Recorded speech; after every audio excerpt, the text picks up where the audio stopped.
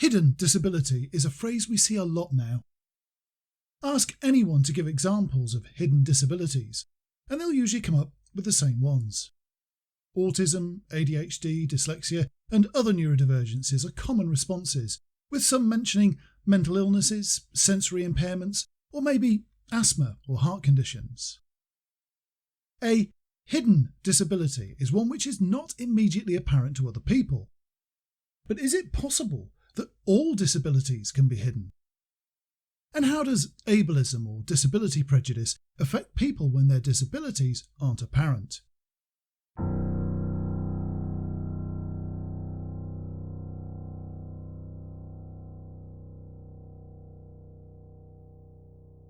Let's look at the obvious.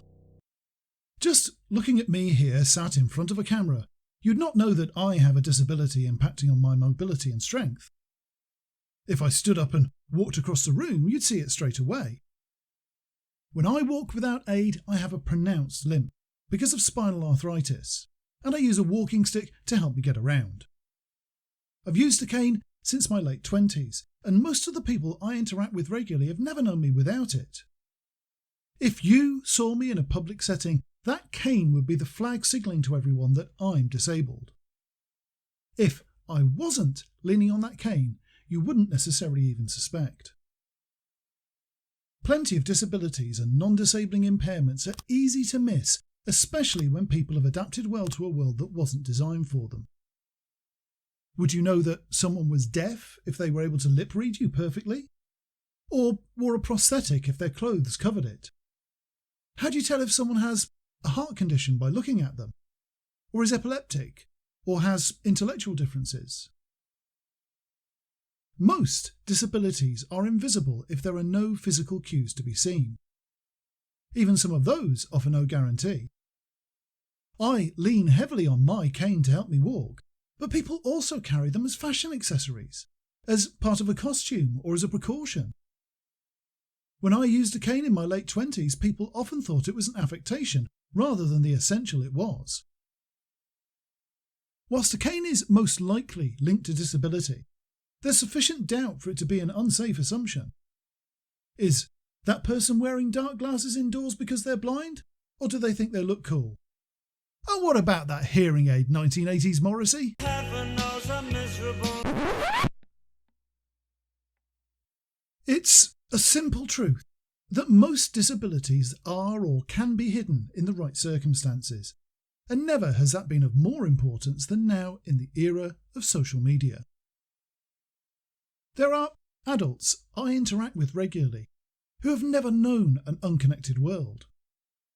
Tasks that seemed mountainous in my own youth are matter of fact now. I can order virtually anything from anywhere in the world to be delivered to my doorstep in the space of a few clicks. Information that was once sequestered behind institutional walls is now freely available, and I can talk to people in almost any nation as easily as my next door neighbour. What do I know about these newly accessible people, though? How would I know if someone I spoke to on social media was disabled or not if they didn't tell me? Even if they did tell me, how can I be certain they're being truthful? Any disability can be hidden behind a social media profile. When all you know of someone is the text, emojis and memes they post on social media, how would you know if they were disabled if they didn't choose to mention it? Absolutely anybody you encounter online could be disabled and you'd have no way of knowing. It's also well documented, particularly after the events of the last couple of years, that the facelessness of the internet emboldens people who hold existing prejudices and grudges, and even spreads them to others.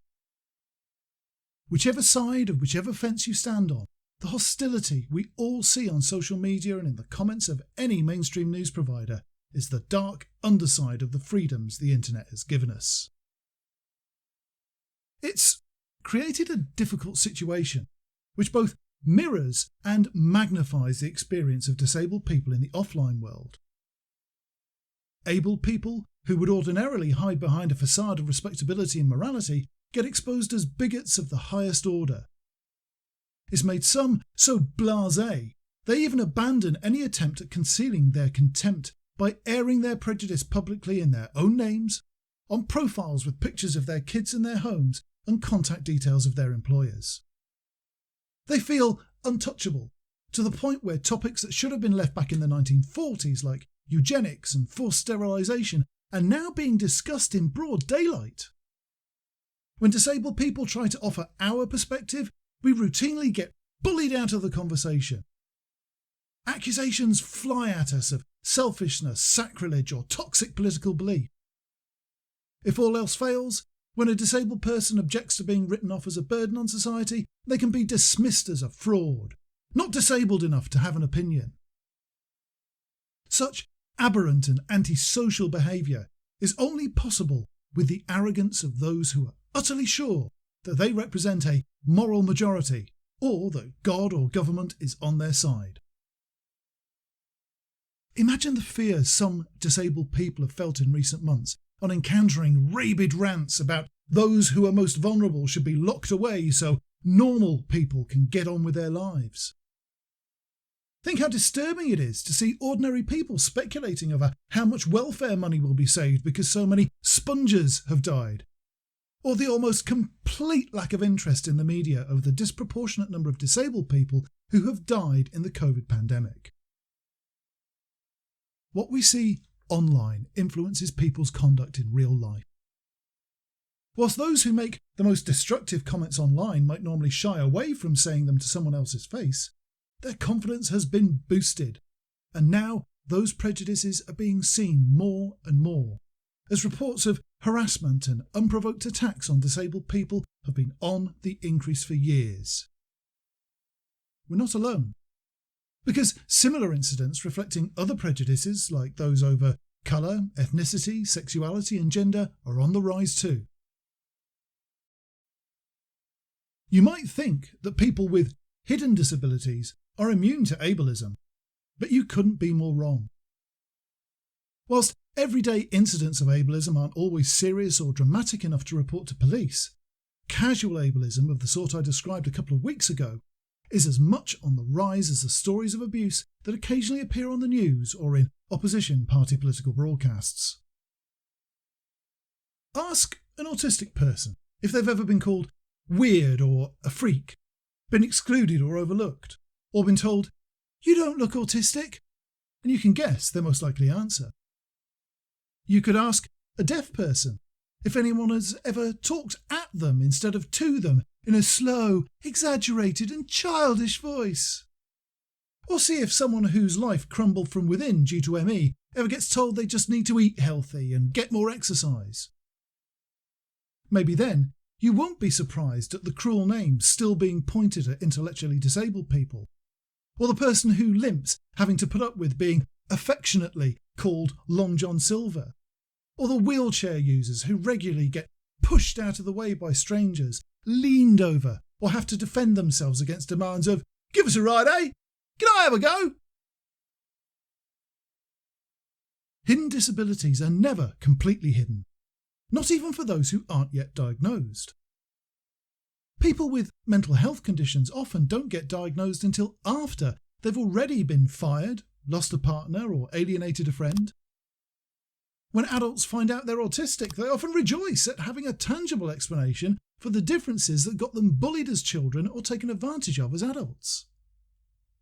People with all manner of undiagnosed conditions affecting their organs or sensory acuity still have to endure the embarrassment, the funny looks, the murmured comments and the malicious gossip before the reason for their change in character or ability is discovered. There are plenty of disabilities that you won't spot at first sight, but the person who can keep even the least visible disability hidden forever is truly a rare individual. We are everywhere, and most of us you don't even see unless we choose to reveal ourselves or our camouflage slips. When that cocksure braggart in the office gets on their high horse about natural selection and survival of the fittest, or accusing their next-door neighbour of faking disability to claim benefits, we'll be there. Are you just going to sit and listen? I hope not. Thank you for watching. Autistic puts out new YouTube content every Wednesday at 9 PM UK time. And you can be part of our family by becoming a patron on Patreon. You can also look the part with the ever-expanding range of Autistic merch.